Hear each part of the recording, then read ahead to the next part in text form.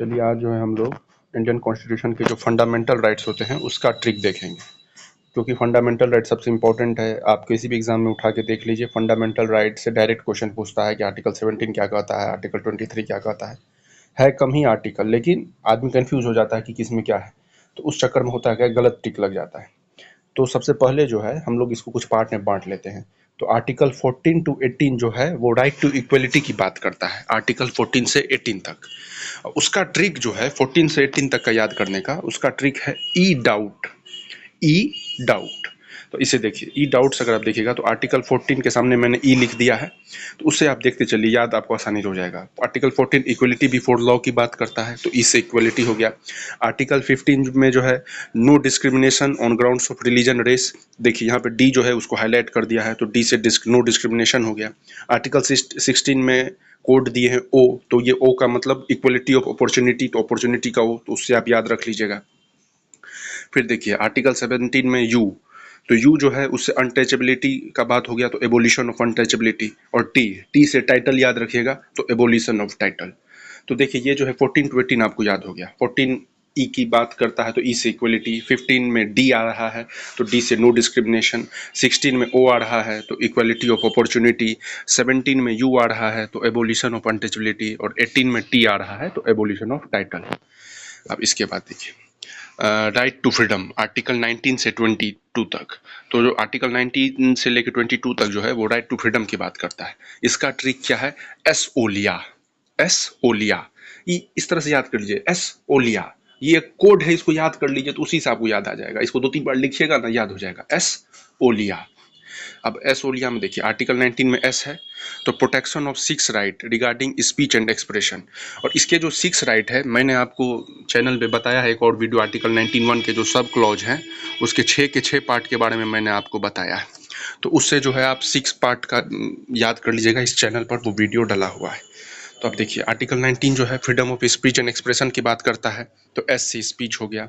Article 20 ओ, अब ये ओ जो है इसमें क्या है, ऑफेंस, तो protection in respect for conviction for offence. तो जहां ऑफेंस, आर्टिकल 20 में ऑफेंस की बात आएगी, तो ऑप्शन में अगर ऑफेंस दिखाई रहेगा आप टिक मार दीजिएगा। आर्टिकल 21 में एल की बात हो रहा है, तो एल से लाइफ, तो याद रख लीजिए protection of life and personal liberty. और एक बात इसमें ध्यान रखना है कि 21 के बाद 22 नहीं आता है, 21 के बाद 21 ए आता है, और 21 ए का कोड है ई, तो right to education, elementary education, जो 86 कॉन्स्टिट्यूशनल अमेंडमेंट एक्ट से जुड़ा था, 6 टू 14 ईयर्स के लिए स्टूडेंट को कंपलसरी एजुकेशन हो, ये फंडामेंटल राइट में जुड़ चुका था। तो आर्टिकल 21 ए से ई से एजुकेशन, और आर्टिकल 22 में a protection against arrest and detention, तो ए से जो है अरेस्ट याद कर लीजिएगा।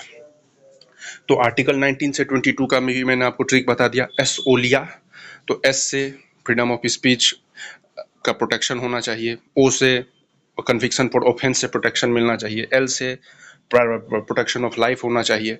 आर्टिकल 21 ए, यहाँ पर बस याद रखिएगा 21 के बाद 21 ए आता है, 22 नहीं आता, तब गड़बड़ हो जाएगा, नहीं तो ई 21 ए का कोड है ई, तो जो एजुकेशन की बात करता है, और आर्टिकल 22 का कोड है ए, जो protection against arrest and detention.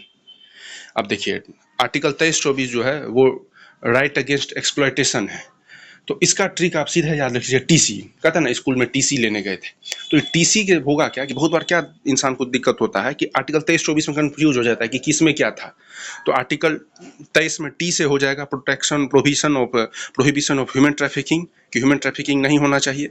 और आर्टिकल 24 में हो जाएगा प्रोहिबिशन ऑफ चाइल्ड एम्प्लॉयमेंट, तो टी से ह्यूमन ट्रैफिकिंग का रोक लगाने की बात हो गई, और सी से जो है चाइल्ड एम्प्लॉयमेंट का प्रोहिबिशन हो गया। तो आर्टिकल 23-24 इसकी बात करता है।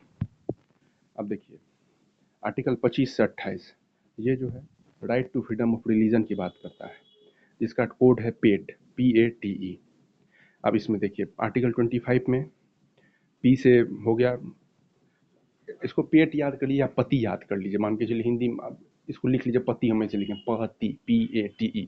25 से 28 का ये ट्रिक हो गया। तो आर्टिकल 25 में कोड पी है, तो freedom to practise profess and propagate religion, देख रहे हैं 3 को पी आ गया, प्रैक्टिस प्रोफेस प्रोपोगेट, तो 25 जो है प्रैक्टिस प्रोफेस प्रोपोगेट रिलीजन। ए से जो है मैनेज रिलीजियस अफेयर, देखिए 25 से 28 रिलीजन के ही आसपास का बात कर रहा है, तो पी जो है पहला पेट पति जो बताए हैं, तो पी से हो गया प्रैक्टिस, प्रोफेस एंड प्रोपोगेट। फिर ए से हो गया मैनेज रिलीजियस अफेयर। इसमें ए से अफेयर आपको देखिए मैंने जो है जो कोड दिया है उसको हाईलाइट भी करवा दिया है।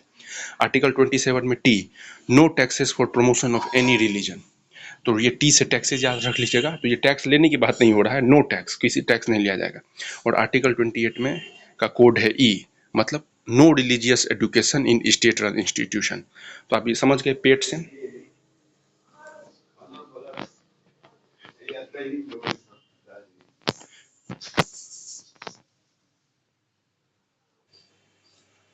तो आप समझ गए। थोड़ा सा वो डिस्टरबेंस के लिए मैं सॉरी कहता हूँ। इसके देखिए right to freedom of religion, इसका कोड पेट था, मैंने आपको बता दिया था। पति भी आप याद कर सकते हैं। 25 का कोड पी है, तो propagate, profess and propagate religion हो जाएगा। प्रैक्टिस, प्रोफेस एंड प्रोपोगेट, तो 3 को पी आ रहा है, तो आर्टिकल 25 में ही आ रहा है। आर्टिकल 26 का कोड ए है, तो रिलीजियस अफेयर याद रख लीजिए।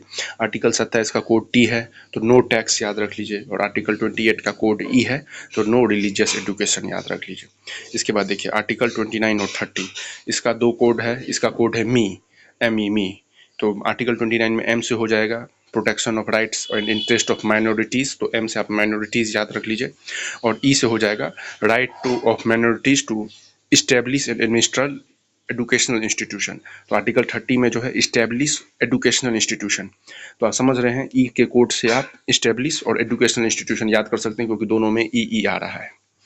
इसके बाद देखिए आर्टिकल मतलब ये जो पार्ट 6 है ये कॉन्स्टिट्यूशनल रेमेडीज़ की बात करता है। आर्टिकल 32 से 35, इसका कोड है सेम, SAME।